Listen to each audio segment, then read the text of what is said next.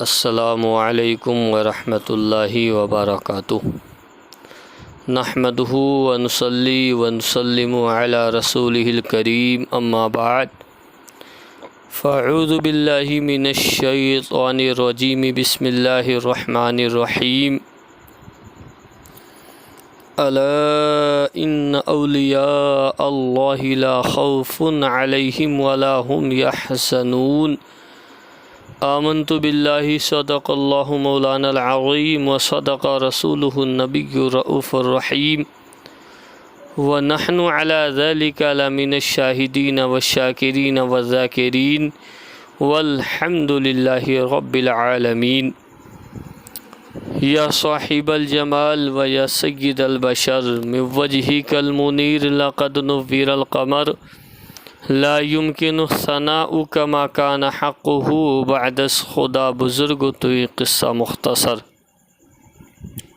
واہ کیا جود و کرم ہے شہ بطحا تیرا، واہ کیا جود و کرم ہے شہ بطحا تیرا، نہیں سنتا ہی نہیں مانگنے والا تیرا، فرش والے تیری شوکت کا علو کیا جانے، خسروا عرش پہ اڑتا ہے فرہرا تیرا۔ میں تو مالک ہی کہوں گا کہ ہو مالک کے حبیب، یعنی محبوب و محب میں نہیں میرا تیرا۔ وادی رضا کی کوہ ہمالا رضا کا ہے، وادی رضا کی کوہ ہمالا رضا کا ہے، جس سمت دیکھیے وہ علاقہ رضا کا ہے۔ اگلوں نے بھی لکھا ہے بہت علم دین پر، اگلوں نے بھی لکھا ہے بہت علم دین پر، لیکن جو کچھ ہے اس صدی میں وہ تنہا رضا کا ہے، لیکن جو کچھ ہے اس صدی میں وہ تنہا رضا کا ہے۔ سب ان سے جلنے والوں کے گل ہو گئے چراغ، سب ان سے جلنے والوں کے گل ہو گئے چراغ، احمد رضا کی شمع فروزاں ہیں آج بھی، احمد رضا کی شمع فروزاں ہیں آج بھی۔ ابر رحمت ان کے مرقد پر گہر باری کرے، حشر تک شان کریمی ناز برداری کرے، فنا کے بعد بھی باقی ہے شان رہبری تیری، خدا کی رحمتیں ہوں اے امیر کارواں تجھ پر۔ معزز و مکرم مسلمانان اہل سنت، آپ سبھی حضرات کو معلوم ہے کہ مجدد اعظم دین و ملت حضور سیدی سرکار اعلیٰ حضرت غواث بحر معرفت کنز الکرامت جبل الاستقامت، آیات من آیات اللہ معجزات من معجزات الرسول، حضور سیدی سرکار اعلیٰ حضرت عظیم البرکت کا عرس پاک بہت ہی عظیم الشان طریقے سے بریلی شریف کی سرزمین پر منایا جا رہا ہے، جو ہم سنیوں کے لیے عید سے کم نہیں ہے۔ یہ ہمارے مقدر اور نصیبے کی بات ہے۔ میرے دوستو، آئیے ایک مرتبہ ہم سب مل کر حضور کی بارگاہ میں درود شریف کا نذرانہ پیش کر لیں۔ پڑھیں اللہم صلی علی سیدنا و مولانا محمد وبارک وسلم، صلاۃ و سلام علیک یا رسول اللہ، علیک الصلاۃ والسلام۔ قرآن مجید کی جو آیت مقدسہ میں نے تلاوت کی ہے، اس کا مفہوم کہ نہیں ہے کوئی خوف ان لوگوں کو جو اللہ کے دوست ہوتے ہیں، جو اللہ کے دوست ہیں، اللہ انہیں خوف اور غم سے آزاد فرما دیتا ہے، انہیں کسی قسم کا نہ خوف ہوتا ہے اور نہ کسی طرح کا غم ہوتا ہے۔ میرے دوستو، ہم اپنا خراج عقیدت حضور سیدی سرکار اعلیٰ حضرت عظیم البرکت کی بارگاہ بے کس پناہ و بے کس کرم میں پیش کر رہے ہیں، کیونکہ اللہ تبارک و تعالی نے انہیں ایسے دور میں پیدا فرمایا کہ جب لوگوں کو اپنا ایمان بچانا مشکل ہو گیا تھا، لوگوں کے ایمان کی حفاظت کرنے والا جب کوئی نظر نہیں آ رہا تھا، پوری دنیا اللہ اور اس کے رسول کی بارگاہ میں توبہ استغفار کر کے اپنے ایمان کی حفاظت کے لیے دعائیں مانگ رہے تھے۔ میرے رب نے سب کے اٹھے ہوئے ہاتھوں کی لاج رکھی اور بریلی کی سرزمین پر حضور اعلیٰ حضرت کو پیدا فرمایا۔ ان کے آنے کے سبب جب بریلی میں اعلیٰ حضرت رضی اللہ تعالی عنہ پیدا ہوئے تو سنیت کا وہ پھول کھلا کہ رہتے دنیا تک آج لوگ یاد کر رہے ہیں اور انشاءاللہ قیامت تک یاد کرتے رہیں گے۔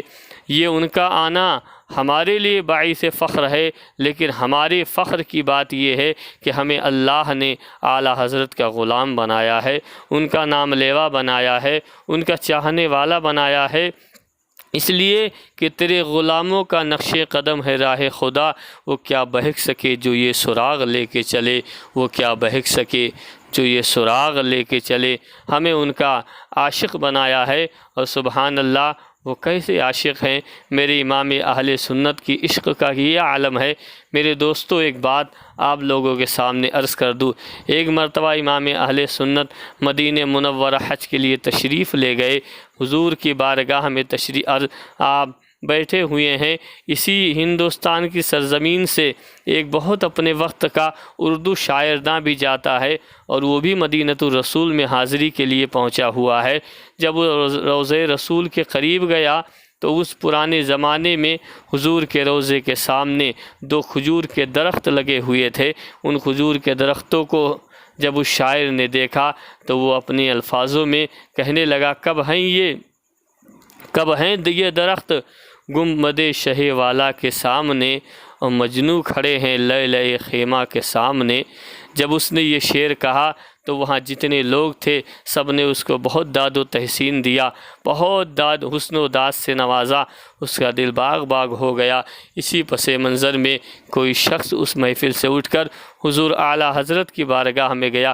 وہ اعلیٰ حضرت نہیں بلکہ ایک سچے عاشق رسول ہیں۔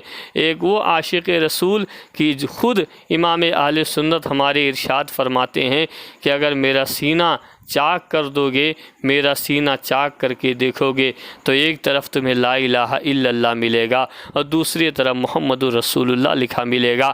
وہ امام اہل سنت کی بارگاہ میں وہ شخص جاتا ہے اور جانے کے بعد کہنے لگا، حضور ہندوستان سے ہند سے ایک بہت اردو دا کے اچھے شاعر آئے ہیں۔ حضور اعلیٰ حضرت نے فرمایا، کیا دیکھا تم نے؟ وہ کہتا ہے، ہم ابھی روضے رسول کے سامنے بیٹھے ہوئے تھے، حضور کے روضے کے سامنے جو کھجور کے درخت تھے انہوں نے یہ شعر پڑھا کہ کب ہے درخت یہ گنبد شہ والا کے سامنے، اور مجنو کھڑے ہیں لئے خیمہ کے سامنے۔ آپ نے جب اتنا سنا تو آپ کو جلال آ گیا اور فرمایا کہ اسے بلا کر لے کر آؤ جس نے یہ شعر کہا ہے۔ وہ تو بڑے خوشی اور مسرت کے ساتھ حضور اعلیٰ حضرت کی بارگاہ میں جانے لگا کہ حضور سے مجھے داد و تحسین ملے گی، مجھے بھی حسن و داد کا شرف ملے گا۔ لیکن میرے دوستو، جب حضور اعلیٰ حضرت کی بارگاہ میں وہ شاعر پہنچا، آپ نے فرمایا، کیا لکھا ہے تم نے؟ اس نے یہی شعر پڑھ کے سنایا۔ حضور اعلیٰ حضرت نے، میرے امام نے، ہم سب سنیوں کے امام نے ارشاد فرمایا کہ تمہیں شرم نہیں آتی ہے اس روضے کو لیلا کے خیمے سے تشبیہ دیتے ہو؟ ارے اس روضے کی افضلیت وہ ہے کہ کائنات میں اس سے افضل و اعلیٰ کوئی جگہ نہیں ہے، اس سے افضل و اعلیٰ کوئی مقام نہیں ہے۔ فرمانے لگے، حضور اعلیٰ حضرت کیا تجھے شرم نہیں آتی ہے کہ تو حضور کے روضے کو لیلا کے خیمے سے تشبیہ دے رہا ہے؟ اس حضور اعلیٰ حضرت نے ارشاد فرمایا، تیرا پہلے والا مصرع تو صحیح ہے کہ بے شک کب ہیں درخت گنبد شہ والا کے سامنے، اور یہ نہ کہو بلکہ کہو قدسی کھڑے ہیں عرش معلیٰ کے سامنے۔ میرے دوستو، وہ میرے امام کا عشق تھا جن کا عرس بریلی شریف کی سرزمین پر بڑی شان و شوکت کے ساتھ منایا جا رہا ہے۔